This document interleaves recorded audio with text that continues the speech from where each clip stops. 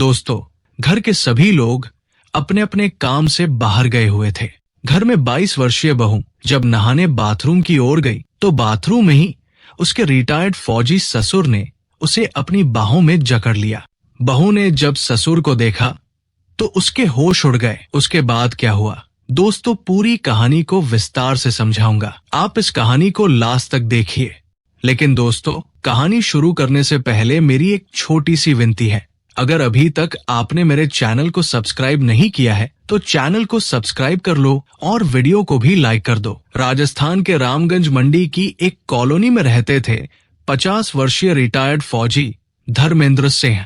उसके साथ में उनकी पत्नी और बेटा अजय की शादी हो चुकी थी। अजय प्राइवेट नौकरी करता था तो वो जयपुर में अकेला रहता था, जबकि उसकी 22 वर्षीय पत्नी प्रिया घर पर अपने सास ससुर के साथ रहती थी और उनका अच्छे से ख्याल रखती थी। ससुर धर्मेंद्र अपनी सेना की जिंदगी से रिटायर होकर एक सरल जीवन जीने का प्रयास कर रहा था, किंतु उसके अंदर एक गुप्त अभिलाषा पल रही थी जिसे वो खुद भी समझ नहीं पा रहा था। प्रिया का सौम्य स्वभाव, उसकी मासूमियत और उसकी सुंदरता धर्मेंद्र की आंखों में धीरे धीरे गहराई से बसने लगी थी। धर्मेंद्र ने खुद से कहा, ये तो मेरी बहू है, लेकिन मेरे मन में इसके प्रति गलत विचार क्यों आ रहे हैं। बहू जब घर में झाड़ू या पोछा लगाती थी तो ससुर की बेचैन आंखें उसके सीने पर टिक जाती और उसके उभारों को देखने की कोशिश करती, परंतु समय के साथ वो अनजाने तौर पर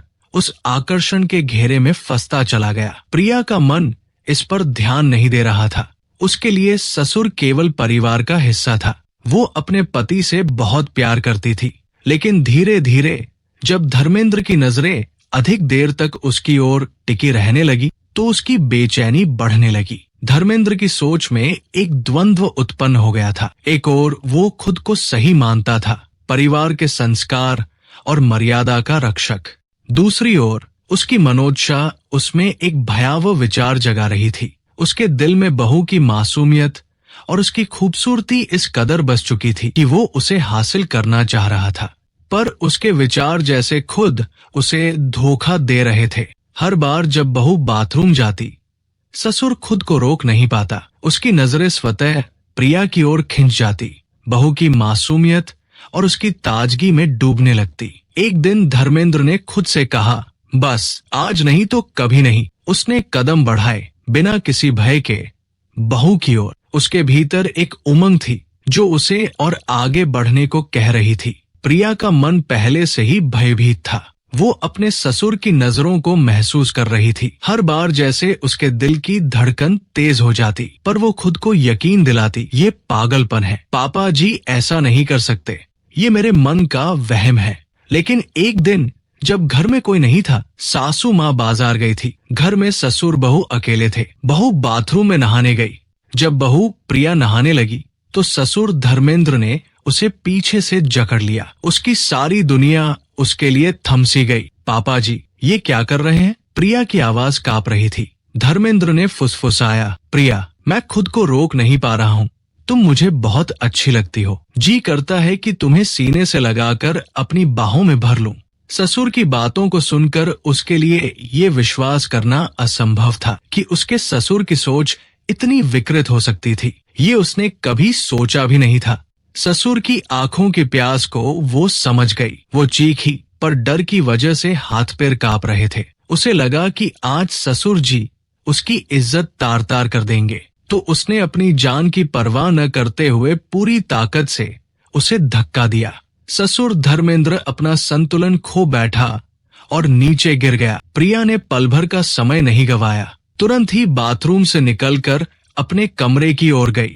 फिर जल्दी से उसने अपने मोबाइल को थामा और पति अजय को फोन किया।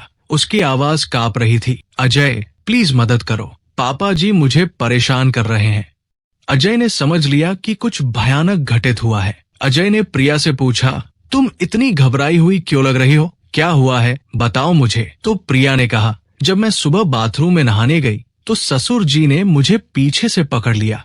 पत्नी की बात सुनते ही उसने प्रिया को संभालने की कोशिश की और कहा, प्रिया तुम घबराओ मत, मैं आ रहा हूँ, अपने आप को संभालो, तब तक तुम अपने मायके चली जाओ।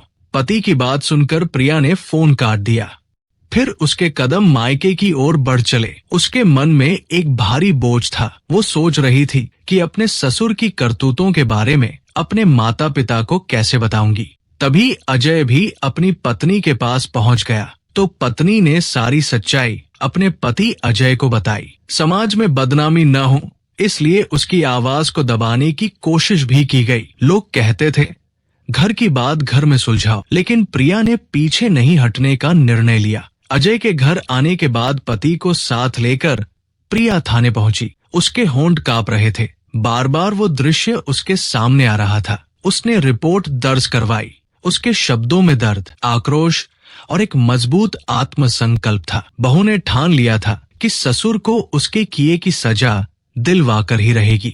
जब ससुर को पता चला कि बहू ने उसके खिलाफ थाने में शिकायत कर दी है तो वो घबरा गया। अब ससुर धर्मेंद्र की मानसिकता बदल चुकी थी।